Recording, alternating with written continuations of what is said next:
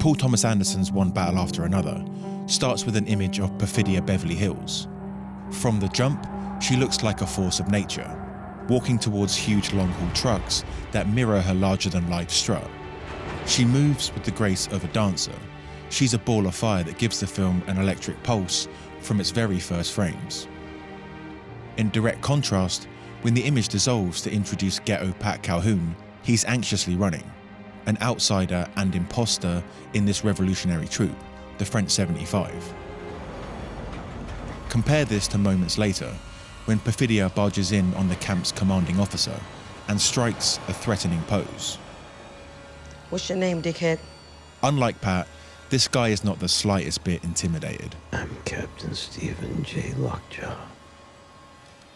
Get up. Perfidia has met her match, Sean Goddamn Penn. Not on your feet. Writer-director Paul Thomas Anderson has always been vocal about his love of actors. What else do you look at when you look at a movie? Yeah. I thought that when I saw him for the first time in Scent of a Woman, that I just knew what true love was. You know what he's doing? He's good cop, bad cop on us. PTA seems to have an instinctual sense of his performers' natural sensibilities and knows how to get the best out of them. Don't plan it, you guys, because it'll be messy, it'll be great. At the beginning of his career, he tailored his films around, at the time, relatively unknown actors like John C. Reilly and Philip Seymour Hoffman, who'd only been bit players in big Hollywood films, but made a huge impression on the young, aspiring filmmaker. Or there were old veterans like Philip Baker Hall, who were rarely given the chance to properly showcase their gifts. I am not the American nightmare. I am the American dream, period. Reportedly, Anderson had watched Hall's one-man Nixon film Secret Honor so obsessively he had it memorized. What's your name, sir? As he became a more established director, he would work with bigger stars, but he had the same ethos in bringing out of them what other directors hadn't. He plumbed a darker emotionality out of Adam Sandler's inner rage, dove off the method cliff with Daniel Day-Lewis to maximize his volcanic gravitas. I am the third revelation. Push Joaquin Phoenix's pure animal impulse into an uncontrollable primate. And thrusted Tom Cruise's boyish bravado into hyperdrive, whilst tapping into the real-life trauma of his father's deathbed. I'm gonna cry. Now, let's get back to Sean Penn. Let's fight fire with fire. Find something you love and let it kill you. And it wasn't my night, because I brushed somebody's shoulder, got shoved, and then so all hell broke loose. Penn is pretty intense. Much like Day-Lewis, he is known for his highly committed performances. Isn't my daughter in there? If he's having a devastating breakdown, he's the kind of guy who needs 15 police officers to hold him down. In his Vietnam film Casualties of War, where he played a deranged rapist, during this climactic scene, he rolled up Michael J. Fox, whispering into his ear, "TV actor." And he's known to disappear into his roles. He turned up to Brian De Palma's Carlito's Way set with this crazy hairdo to play a coke-addled scummy lawyer, with a scene-stealing performance up against Al Pacino. So fuck you, fuck the street. Your whole goddamn world's this big and there's only one rule, you save your own ass. PTA has been a huge fan of Sean Penn for a very long time. It's well known that the role of Dirk Diggler was originally offered to Leo DiCaprio. But what's lesser known is this smaller role was offered to Penn. Sean Penn was our Robert De Niro, right? He was as talented, as cool, as elusive, and just downright rad. All I need are some tasty waves, a cool buzz, and I'm fine. After seeing Penn's breakout performance as the sweet stoner in Fast Times at Ridgemont High, Anderson said that he would follow him anywhere. Even though this teen comedy is arguably the most light-hearted film in the actor's filmography, it might be the secret key to his performance in One Battle. Yeah! Despite how silly his character often is, with every eccentric line reading being an occasion to laugh, Oh, gnarly!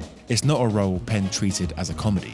He based it on a childhood Malibu friend, and went at it with the same intense method as any other role, insisting everyone on set call him by his character's name.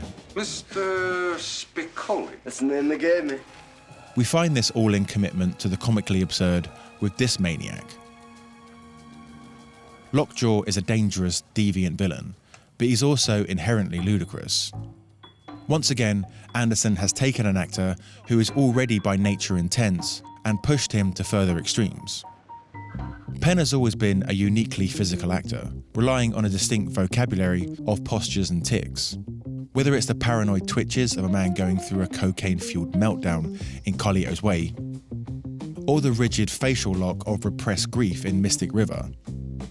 In fact, Penn often clenches his jaw, so it's as if PTA named the character Lockjaw based on the actor's previous work, and together, they dialed it up to 11.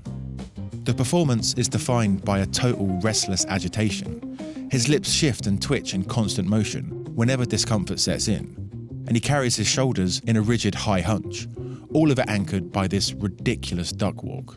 This hyper-exaggerated physicality directly reflects Penn's internal approach to his craft. When the character you're playing has a kind of confidence and comfort with themselves, you kind of inhabit that feeling. You're able to take that part of yourself and feel that way.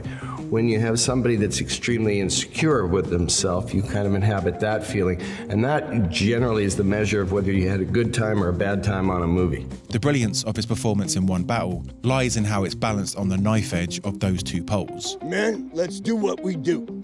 It's a high wire act between the absurd and the dangerous, capturing someone caught between the projection of absolute confidence and profound insecurity. For example, when Lockjaw is in his element, he appears composed, like when he's surrounded by his military subordinates, or when mercilessly taking down the French 75. Yet immediately after he is awarded for that, we see his duck walk for the first time, and it's an expression of vulnerability, because he's developed feelings for Perfidia and is hoping she feels the same. When he realizes she doesn't care about him and has flown the coop, out comes the battering ram. He's far from your traditional villain, acting out some abstract psychosis. Every insane act comes out of a complex psychology. You like black girls? I love them. I love them. When we see the duck walk for the second time, once again he's vulnerable, combing his grey bangs as he nervously prepares to meet a group of white supremacists, the Christmas Adventurers. Even though his first appearance in the film was one of strength, he was quickly bested by Perfidia, and was first sexually and then emotionally subservient.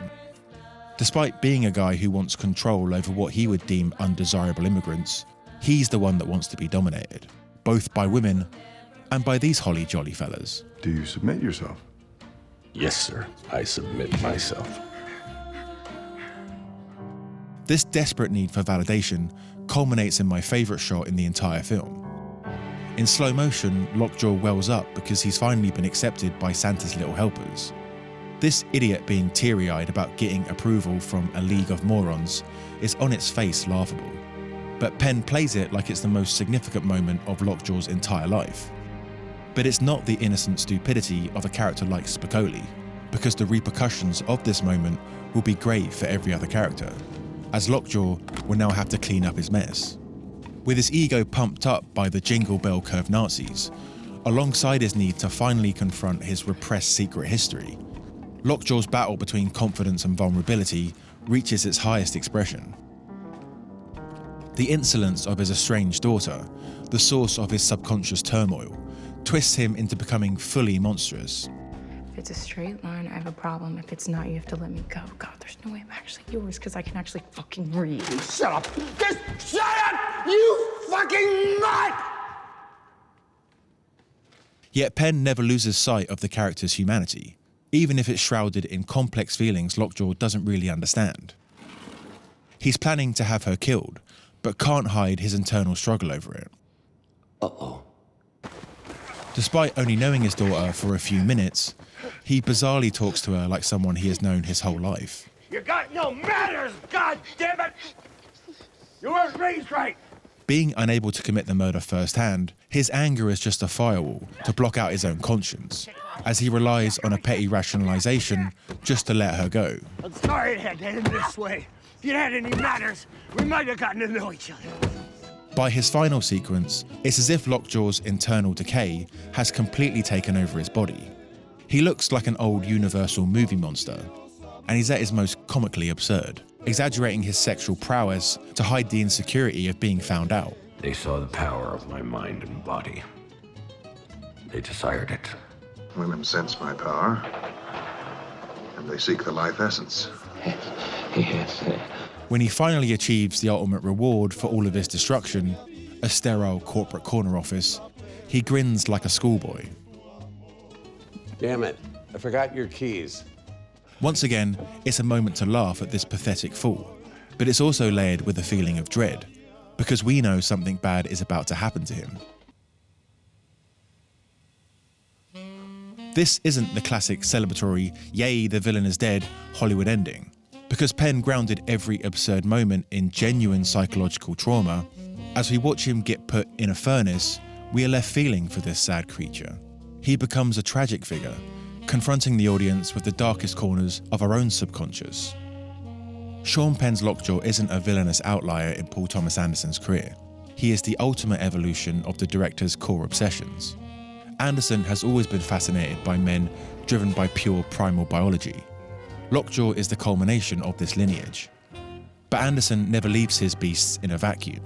He always places them within his other great fixation, the unconventional family unit.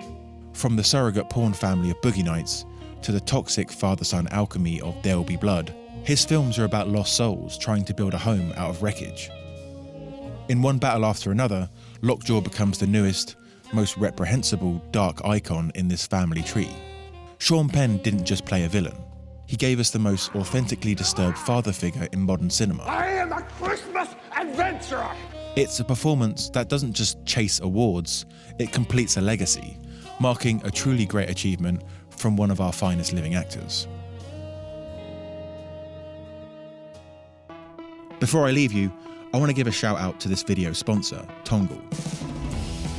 PTA was able to reach new heights with one battle because of the huge team of creatives he had behind him, and was supported with enough resources to achieve his epic vision.